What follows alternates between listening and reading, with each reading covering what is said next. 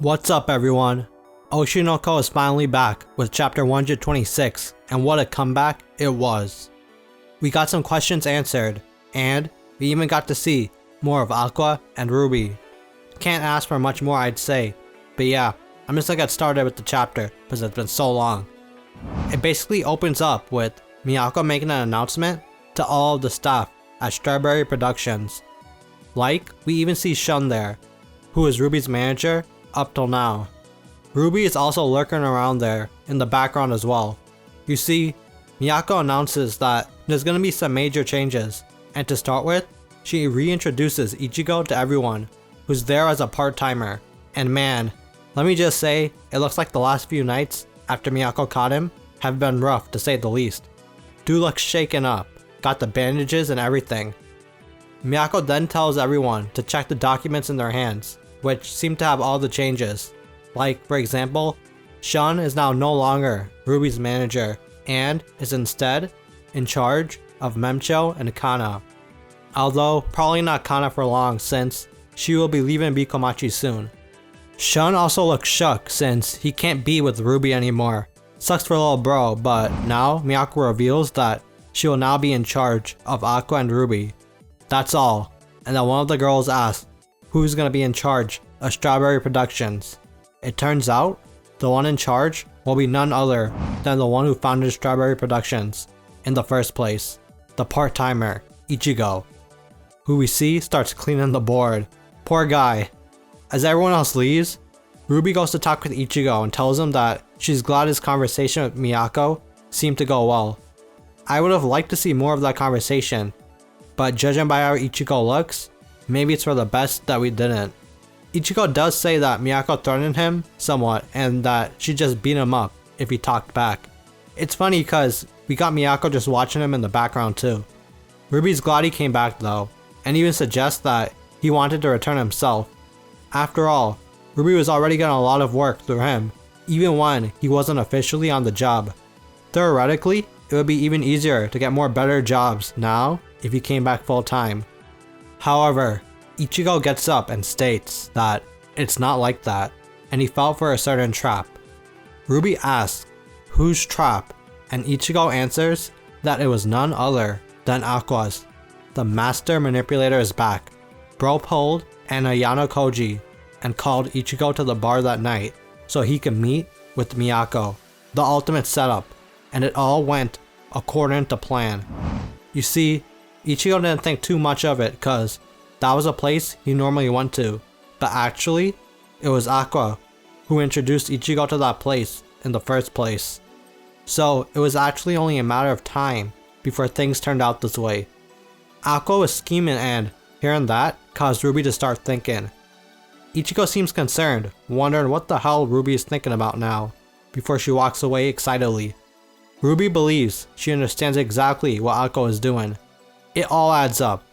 After all, her brother loves her so much that he even brought Ichigo back to Strawberry Productions for her. We see Ruby completely gushing over Aqua. In that panel, we can see how handsome he looks in her eyes. But bro is starting to really look like Hikaru in my opinion. Hikaru's genes are crazy strong. And yeah, Ruby also says the way Aqua does things is kinda cute. What a caring big brother.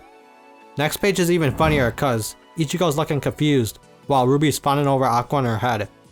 Ruby remembers that he used to have that caring side to him when he was a doctor too. Ruby finds Aqua very cute, although I actually don't think she means that in a romantic way, but more of a she finds it cute to see how caring he is, even while he's pretending not to care. Like, Ruby even says she'll try to accept that quirk of his, trying to act tough even though he's super kind. She can't help it since it's always been like that and hopes he can find someone to rely on as she walks away full of joy, with Ichigo wondering what the fuck is going on. I do want to point out that Ruby doesn't specifically say she wants to be the one Aqua can rely on. She just seems to want what's best for him. Like, if you think about it, you could say Aqua is more like a father figure to Ruby, if anything. Like how Goro was a father figure to Serena. I know it's kinda weird, but Aqua treats her so preciously cause he cares for her like a daughter. And Ruby's just very happy Goro is still there to look after her and wants him to be happy. At least, that's what I can infer from that last line. But yeah, moving on. We see Ichigo and Miyako discussing Ruby's schedule. Ichigo can tell how tough the schedule is, and Miyako tries to explain that this is a chance for Ruby to increase her popularity. This is like the best time to do so, as she probably won't get as much work in a few months from now. Basically, these are the moments where she should try to ingrain her face into people's memories. Ichigo does seem to agree at first, saying that, of course, one-hit wonders have to make money somehow, basically implying that Ruby might be a one-hit wonder. Then he goes on to say popular performers can appear on shows for 1 or 2 seasons, but before they realize it, they'll have to hand over their seat to the next popular talent. And suddenly, they have no job. That's why she needs to keep going for when she stops getting work. And if that happens, Miyako says that she just needs to get her a job, right? But Ichigo stops her and reminds her that she shouldn't get impatient and lose sight of the whole situation. She shouldn't be scared that Ruby's popularity will go away. After all, something like that will definitely come one day. But rest assured, Ichigo says that Ruby is not a one-hit wonder, or rather, their job is to keep that from happening. What they need to do now is create a sense of luxury for Ruby, for the cast inside that offers her work. They'll tantalize them more and make them offer jobs with good conditions, and if possible, they should try to get jobs with schedules that are somewhat far apart from each other. Basically, don't just be accepting just any job out there, and know which programs Ruby can excel in and those which she won't. Just because Ruby's on screen doesn't guarantee she will stand out. Just because it's on TV doesn't mean it will be recognizable. They need to find a professional that will ensure Ruby's personal character is displayed well on screen, kinda like the Dig Deep One Chance show Ruby and Aqua were on. Ichigo then looks at the schedule and tells Miyako that she can go ahead and refuse everything. Going forward, they should be more aggressive. He even suggests that they should consider sharing work with Kana, who knows the entertainment world pretty well. It would be better for them to get a bigger office too.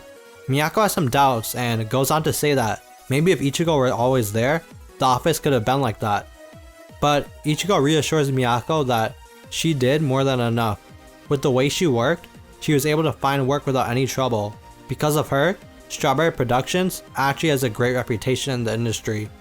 Ichigo even suggests that wouldn't be the case if he had remained in charge all this time. Their current position is only possible because of Miyako, he says. We can see in the next panel, Miyako seems to rub her eyes or something, possibly wiping away tears. It's pretty great to see Miyako's hard work being acknowledged, to be honest. But actually, Miyako pulls out a plunger and looks down at Ichigo in disgust. She tells him that he shouldn't have bothered trying to please her with his empty words, and he can go clean the bathroom next when they're done. Ichigo states that he wasn't trying to please her or anything, and actually gives an ominous warning. At first, Miyako thinks he must be referring to a Ruby, but Ichigo tells her no. The one she needs to look out for is none other than Aqua. Miyako looks stunned, and then in the last page, we can see Aqua looking out into the night sky. Both the star and gun are activated, but one is white and the other is black. The chapter ends with the crow flying near Aqua, as Ichigo says that Aqua is going to break, or perhaps he's already broken, and that's it. As for the chapter, I thought it was a really good first chapter after the break. It had nearly everything I think we wanted from it. Like, we got to see what happened with Ichigo and Miyako after the last chapter. Plus, we got some more Ruby and Aqua content, which is always peak. Although, they were separate this time. And then the reason Aqua's star and gun are different colors is because he's conflicted at the moment. I mentioned this in my spoiler video, but on one hand, Aqua still wants revenge at all costs, which is why one eye has the dark black star and gun. The other white star and gun might symbolize that he doesn't want to completely leave Ruby behind and sacrifice himself like he planned to. Doing that would surely completely break Ruby, and I highly doubt Aqua is too far gone to want that to happen. One way or another, Aqua has a choice to make: achieve revenge through sacrifice or find another way. I think they'll find another way at the last second, but we'll see. It'll be hype either way. It really does feel like we're getting towards the end game at this point, so let me know what y'all think Aqua's gonna do in the comments. Of course, I'll do my best to cover the rest of the chapters until the end too, so please subscribe if you want to stay up to date to Oshi no Ko. As always though, thanks for watching and peace.